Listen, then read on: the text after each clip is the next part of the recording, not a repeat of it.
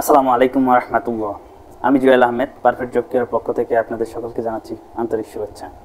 আজকে আমাদের যে ক্লাস সেটা হচ্ছে ষাটলিপির যে আচর সম্পর্কিত আজকে আমরা বেসিক ক্লাস করব। আচর না জানলে আমরা ষাটলিপি শিখতে পারবো না। মেইন ফাউন্ডেশন হচ্ছে আচর, এবং আচরটাকে আপনাকে ভালোভাবে আয়ত্ত করতে হবে। আচর যদি ভালোভাবে আয়ত্ত না করতে পারেন তাহলে কিন্তু আপনি ষাটলিপি শিখতে পারবেন না। অর্থাৎ আচরের একটা মাত্রা আছে, মাত্রাটা ঠিক রাখতে হবে। সুপ্রিয় শিক্ষার্থী বন্ধুরা, আজকে আমরা যে ষাটলিপির যে আচর, কয়টা আচর, কীভাবে অঙ্কন করতে হয় সে সম্পর্কিত আগে একটু বিস্তারিত আলোচনা করে নিব। এরপরে আমরা আমাদের আচরগুলো কিভাবে লিখতে হবে সে নিয়ে আলোচনা করব। আমরা জানি যে বাংলা বর্ণমালায় মোট বর্ণ রয়েছে স্বরবর্ণ এবং ব্যঞ্জন বর্ণ, দুটা বর্ণ মিলে হচ্ছে 50টা। স্বরবর্ণ 11টা, ব্যঞ্জন বর্ণ কত? 39টা। টোটাল বর্ণ হচ্ছে আমাদের কত? 50টা। ওকে, তো আমরা ষাটলিপিতে 50টা বর্ণ শিখব না। ষাটলিপিতে টোটাল আমরা 24টা আচর বা বর্ণ শিখব। এর মধ্যে একটা আছে বাংলা ইংরেজি দুই জায়গায়, অর্থাৎ ধরেন টোটাল 25টা।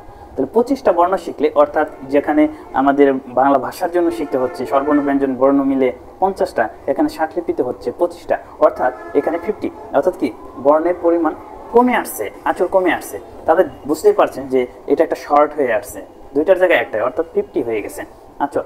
তাহলে আমরা বুঝতেই পারতেছি যে এই ভাষাটা অন্য ভাষার চেয়ে আরও সহজ, অর্থাৎ শর্ট করা। তাহলে দেখেন, আজকে আমরা এটা নিয়ে বিস্তারিত একটু আলোচনা করব। আপনারা ফার্স্ট টু লাস্ট পর্যন্ত ভিডিওটা দেখবেন, অবশ্যই আপনাদের বন্ধুদের সাথে শেয়ার করবেন, ঠিক আছে? আর কমেন্ট, সাবস্ক্রাইব, লাইকটা অবশ্যই করবেন, যাতে করে আপনাদের সাহায্য সহযোগিতার মাধ্যমে আরও অনেকে উপকৃত হতে পারে। আসলে আমরা ভিডিওটা তৈরি করি যাতে আপনাদের সবার মাঝে সুন্দরভাবে ছড়িয়ে দিতে পারি, যাতে সকলেই জানতে পারেন, বুঝতে পারেন, শিখতে পারেন। ওকে, তাহলে দেখেন, আমরা বলছিলাম যে ষাটলিপির মোট বর্ণ হচ্ছে 25টি। কয়টি ভাই? 25টি বর্ণ রয়েছে, বা বর্ণ বা 25টি আচর। অনেকের মতে 24টি, অনেকের মতে কি 24টি। এই এটা হলো কমন, এটা ইংরেজি বাংলা দুটার ভিতরেই রয়েছে, তাই এটাকে অনেকে ধরে না, ধরে 24টি বলে। ওকে, তাহলে দেখেন আমরা টোটাল আচর পেয়েছি কয়টা? 25টা আইসহ। তাহলে এই 25টা আচরের মাধ্যমে আমরা বাংলা এবং ইংরেজি দুটা ভাষায় আমরা কি করতে পারবো? সুন্দরভাবে লিখতে পারবো। তাহলে দেখেন, আসলে আমরা এই 25টা আচরকে আরো অনেক মনে রাখার স্বার্থে অনেক ছোট করে নিয়ে আসতে পারবো, ঠিক আছে? তো আমরা আস্তে আস্তে এগুলো সবকিছু বুঝতে পারবো দেখে শিখে। অর্থাৎ প্রথমে তো আপনাকে শিখতে হবে, মাত্রাটা বুঝতে হবে। ওকে, তো এই 25টা আচরের মধ্যে আমরা জানি, আগে সর্বপ্রথম আরেকটা কথা বলে নেই, না বললেই নয়, ষাটলিপি হচ্ছে উচ্চারণে। শর্ট হ্যান্ড কিসে ভাই? উচ্চারণে শর্ট হ্যান্ড হয়, যেখানে যেটা উচ্চারিত হবে সেটা সেখানে আমরা লিখবো। ওকে, শর্ট হ্যান্ড উচ্চারণে, মেন হচ্ছে শর্ট হ্যান্ড উচ্চারণে। তাহলে আমরা এখানে মোট টোটাল বর্ণ পেয়েছি কয়টা? 25টি, এবং এই শর্ট হ্যান্ড বা ষাটলিপি হচ্ছে কিসে ভাই? উচ্চারণে। একটা স্টপ কি লিখি? উচ্চারণে, যেখানে যেটা উচ্চারণ হবে সেখানে সেটাই লিখবো। ওকে, তাহলে আমরা দুইটা জিনিস বুঝতে পারলাম, ষাটলিপির আচর কয়টি এবং এটি আসলে কিভাবে লিখতে হয়। এটা মূলত উচ্চারণে লিখতে হয়, ঠিক আছে? আচ্ছা, এরপরে হচ্ছে এর দিক লাগবে। ষাটলিপির দিক হচ্ছে ভাই তিনটা দিকে আমরা এই আচরগুলো লিখতে পারি। এক হচ্ছে উপর থেকে নিচের দিকে, নিচ থেকে উপর দিকে, এবং বাম থেকে ডানের দিকে। তাহলে দেখি, দিক হচ্ছে 3টি। কয়টি ভাই? 3টি। এটা হচ্ছে উপর থেকে নিচের দিকে, একটু তীর চিহ্ন দিয়ে আমরা বুঝিয়ে দিই, উপর থেকে নিচের দিকে। ওকে, আবার নিচ থেকে উপর দিকে, এই আচরগুলো লিখতে হয় উপর থেকে নিচের দিকে, নিচ থেকে উপর দিকে, এবং কি আবার বাম থেকে ডানের দিকে। তাহলে এই 3টা দিকে এই আচরগুলোকে লেখা যায়, অর্থাৎ এই আচরগুলোকে 3টা দিকে আমরা লিখবো, অন্য কোনো দিক নাই। 3টা দিকের মাধ্যমে আমরা সম্পূর্ণ আচরগুলো লিখে আমরা এই ষাটলিপি ভাষায় অন্য যে কোনো করতে পারবো। ওকে, তাহলে আমরা এই দিক 3টি আমরা জেনে নিলাম। ওকে, এরপরে কি আছে? এর মাত্রা। এর কি আছে ভাই? মাত্রা। 4 নম্বর স্টেপে হচ্ছে মাত্রা। আমরা মনে করেন যে যখন ষাটলিপি শিখবো, তখন বাংলা যে খাতাটা আছে, বাংলা লেখার যে মার্জিন করা খাতাগুলো আছে না, এই খাতাগুলো আমরা বাজার থেকে কিনে নিব, 30 টাকা করে হতে পারে, হ্যাঁ, বেশি বড় নিলে একটু বেশি হতে পারে। তো আমরা এই মার্জিন করা খাতায় শিখবো, কারণ আমরা অঙ্ক খাতায় শিখবো না, এতে করে মাত্রাটা আমরা নির্ণয় করতে পারবো না আসলে কতটুকু। হ্যাঁ, আমরা আচর শেখার সময় সর্বপ্রথম আমাদের বাংলা খাতা ব্যবহার করতে হবে। বাংলা খাতায় আমরা শিখে তারপর গতি দিব হচ্ছে অঙ্ক খাতায়, কোনো সমস্যা নেই, ঠিক আছে? তাহলে শেখার সময় অন্তত মাত্রাটা হাতটাকে কন্ট্রোল করে রাখার জন্য অন্তত আমাকে কি লাগবে, বাংলা খাতার প্রয়োজন পড়বে। ওকে সুপ্রিয় শিক্ষার্থী বন্ধুরা, তাহলে আমরা মাত্রাটা একটু বুঝে নেই। ধরেন এটা একটা বাংলা খাতা, এটা একটা বাংলা খাতার কি দেখেন ঘর, তাই না? এটা একটা বাংলা খাতার একটা ঘর। এই ঘরকে আমরা তিনটা অংশে বিভক্ত করব। তিনটা অংশে কিছু কিছু আচর রয়েছে বা বর্ণ রয়েছে, এক ঘরের ভিতরে হয়, কোনটা দুই ঘরের ভিতরে হয়, কোনটা সম্পূর্ণ ঘরে সম্পূর্ণ অংশ, অর্থাৎ তিনটা ঘরে হয়। একটা ঘরকে আমরা তিনটা অংশে বিভক্ত করবো। যেমন এটা একটা অংশ, যেমন এই তিনটা ভাগে যদি ভাগ করি, এটুকু একটা, এটুকু একটা, এই থেকে এই পর্যন্ত আরেকটা। ধরেন এটা দেখেন একটা ঘরকে আমি তিনটা অংশে বিভক্ত করলাম, এখানে একটা, এটা, এটা একটা, তাই না? তিনটা অংশ হলো না? ধরেন কোনো আচর হবে এই এতটুকু, একটা এই পুরা ঘরের সম্পূর্ণভাবে 3 ভাগের 1 ভাগ, 3 ভাগের কি ভাই 1 ভাগ হবে, যেমন এটা 3 ভাগের 1 ভাগ না? ওকে। আর এটা হলো এই পর্যন্ত যদি হয় সম্পূর্ণ ঘরের 3 ভাগের কত ভাই 2 ভাগ, 3 ভাগের কত ভাই 2 ভাগ, তাই তো? ওকে, তাহলে দেখেন, আর যদি আমি এখান থেকে এখানে নেই, তাহলে দেখেন তো ভাই সম্পূর্ণ ঘরের সম্পূর্ণ অংশ না, 3 ভাগের 3 ভাগ, অর্থাৎ 3 এর 3, অর্থাৎ কি সম্পূর্ণ অংশ, এক অংশ, তাই না বিষয়টা? তাহলে আমরা এরকম ভাবে যদি আমরা আচরগুলো লিখি, তাহলে দেখেন একই আচর, একই ধরনের মনে করেন যে চিহ্ন, সাইন, কোনোটা একটু ছোট হবে তার নাম হয়ে যাবে একটা, ওর চেয়ে আরেকটু বড় হবে, একগুণ বড় হবে, তখন তার নাম হয়ে যাবে অন্যটা, এবং তার চেয়ে আরো বড় হবে তার নাম হয়ে যাবে অন্যটা। যেমন এরকম ভাবে, যেমন এটা হলো স, এটা স, এটা হতে পারে তালে বা স, মদিনা স, দন্তে স। আর এটা হলো চ, এই দুই ঘর, এর থেকে উপর থেকে নিচে দিকে হলো চ। আর এই যে দেখেন সম্পূর্ণ করে সম্পূর্ণ, এটা হলো জ।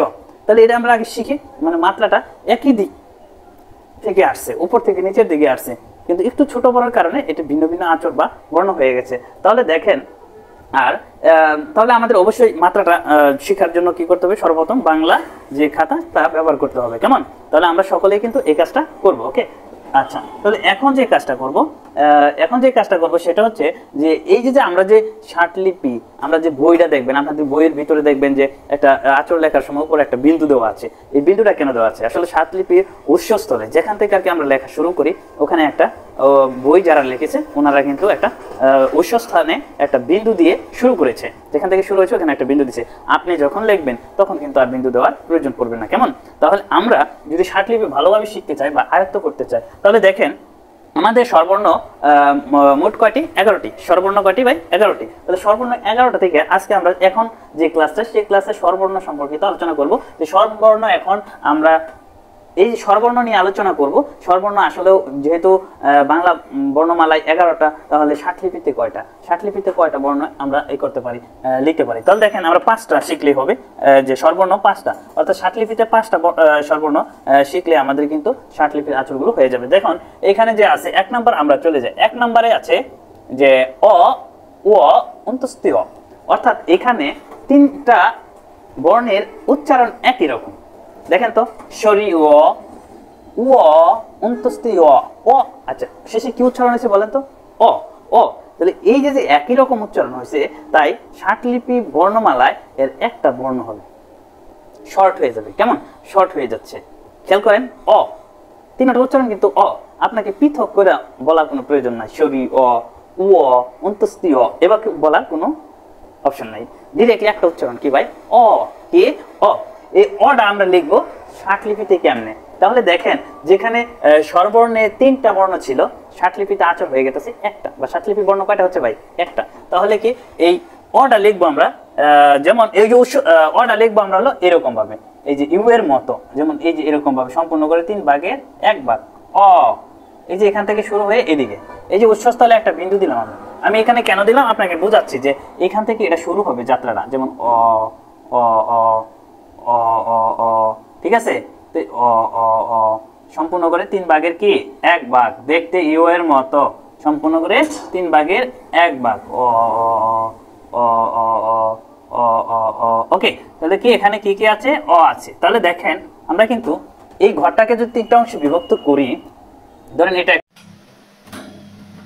তো ও হলো সম্পূর্ণ করে 3 ভাগের কত ভাগ ভাই? 1 ভাগ, দেখতে ইউ এর মতো, সম্পূর্ণ করে 3 ভাগের 1 ভাগ, অর্থাৎ ইউ না। ওকে, ইউ না, অর্থাৎ ডান দিকে হেলানো। তাহলে আ, আয়ের ক্ষেত্রে এ বা আ, এতে একার, আতে কি আকার, দুটারই লাস্টে কিন্তু কার উচ্চারণ হয়। কি উচ্চারণ হয়? কার। এতে একার, সরেতে আকার, তাহলে এই যে কার উচ্চারিত হচ্ছে, দুটার উচ্চারণ কার, এই কার উচ্চারিত একই হওয়ার বিধায় দুইটা আচর সাতলিপিতে একই হয়েছে। অর্থাৎ একার আকার বড় বৃত্ত, একার আকার কি ভাই বড় বৃত্ত। এই যে উৎসস্থলে একটা বিন্দু দিলাম, যেখান থেকে আমরা লেখাটা শুরু করছি সেখানে একটা বিন্দু দিতে হবে। ওকে, এটা আপনারা যখন আমরা যখন লিখবো তখন বিন্দু দিয়ে লিখবো না। তো আমরা বৃত্তগুলো এরকম ভাবে সুন্দর করে একার আকার বড় বৃত্ত, একার আকার বড় বৃত্ত, একার আকার বড় বৃত্ত, এরকম ভাবে আমরা বৃত্ত দিয়ে লিখবো। আচ্ছা, যেহেতু বড় বৃত্ত আছে তাহলে ছোট বৃত্ত অবশ্যই আছে। ছোট বৃত্ত কি অবশ্যই আছে। তাহলে ইকার, যেমন রস্যইতে ঋষিকার, ইকার দীর্ঘইতে দীর্ঘ ইকার, এই যে ইকার ই ই দুটারই উচ্চারণ কিন্তু ইকার, তাই দুটার আকার একই। অর্থাৎ ইকার ইকার আমরা ছোট বৃত্ত লিখতে পারি, ইকার ইকার ছোট বৃত্ত, ইকার ইকার ছোট বৃত্ত, ইকার ইকার ছোট বৃত্ত, রস্যইকার দীর্ঘ ইকার ছোট বৃত্ত, ইকার ইকার ছোট বৃত্ত, ইকার ইকার ছোট বৃত্ত, ইকার ইকার ছোট বৃত্ত। আমরা যদি রস্যইকার দীর্ঘ ইকার এভাবে না বলে ডিরেক্টলি ইকার ইকার ছোট বৃত্ত বলবো, কারণ দুটারই উচ্চারণ কি ভাই ইকার, দুটার উচ্চারণ কি ভাই ইকার। ওকে, তাহলে উকার, দেখেন রস্য হতে রস্যকার, দীর্ঘ হতে কি ভাই দীর্ঘ উকার, তাহলে এই দুটার শেষে কি উকার। দেখেন একটু উচ্চারণ করেন, রস্য উকার দীর্ঘ উকার, এই দেখেন দুটার লাস্টে কি উকার উচ্চারিত হচ্ছে, তাহলে এই দুটার আচরণ এক হবে। এই উকারটা হচ্ছে অ এর বিপরীত, অ এর বিপরীত কনভার্ট বাই অ এর বিপরীত। এই যে এটা উল্টায়, এই আচরণটাকে আমরা উল্টিয়ে দিই এরকম ভাবে। ওকে, এই যে এখান থেকে শুরু হয়েছে, তাই উৎসস্থলে একটা বিন্দু দিলাম, এখানে একটা বিন্দু আছে। ওকে, এখানে আমরা একটা বিন্দু দিই, আর এখান থেকে শুরু হয়েছে। তাহলে এই যে এরকম ভাবে অ এর বিপরীত, উকার উকার অ এর বিপরীত সম্পূর্ণ করে তিন ভাগের কয়বার একবার, সম্পূর্ণ করে তিন ভাগের একবার, নিচ থেকে উপর দিকে ডান দিকে কি ফেলানো, অ এর বিপরীত। ওকে ভাই, অ এর কি বিপরীত। তাহলে আমরা এরকম ভাবে আমরা আচরণগুলো লিখতে পারি কেমন। তাহলে এটা বলছে অ এর বিপরীত সম্পূর্ণ ঘরে তিন ভাগের একবার। দেখেন আমরা এই ঘরটাকে তিনটা অংশে বিভক্ত করি, কারণ একবার করে আমরা লিখবো। ওকার, ওকার হচ্ছে এম এর মতো, ইংরেজি এম এর মতো সম্পূর্ণ করে তিন ভাগের একবার, যেমন এরকম এম এর মতো বলে না কিন্তু এম, এম এর মতো অর্থাৎ ডান দিকে কি ভাই হেলানো, ঠিক আছে। এম এর মতো, এম এর মতো সম্পূর্ণ করে তিন ভাগের কতবার একবার, যেমন এই এরকম ভাবে আমরা ওকার লিখবো। বলতে কি ভাই ওকার। চাকরি প্রত্যাশী ভাই বোনেরা যারা ষাটলিপি শেখার জন্য আপনারা চেষ্টা করছেন, তারা কিন্তু অবশ্যই আচরণ প্রতি খেয়াল রাখবেন। আচর এর দিকটা, আচরের মাত্রাটা, যার আচর যত সুন্দর হবে সে তত দ্রুত গতি করতে পারবে। যার আচর সুন্দর হবে না সে দ্রুত শিখতে পারবে না, কারণ নিজের আচর নিজে চিনতে পারবে না। এই জন্য অর্থাৎ মাত্রাটা আমাদের ভালোভাবে শিখতে হবে। ধন্যবাদ সবাইকে, ভালো থাকেন, সুস্থ থাকেন, এবং পরবর্তী ক্লাসে পার্ট 2 এ আমাদের থাকবে ব্যঞ্জন বর্ণগুলো, অর্থাৎ ব্যঞ্জন বর্ণের যে আচরগুলো রয়েছে সেগুলো নিয়ে বিস্তারিত আলোচনা করব।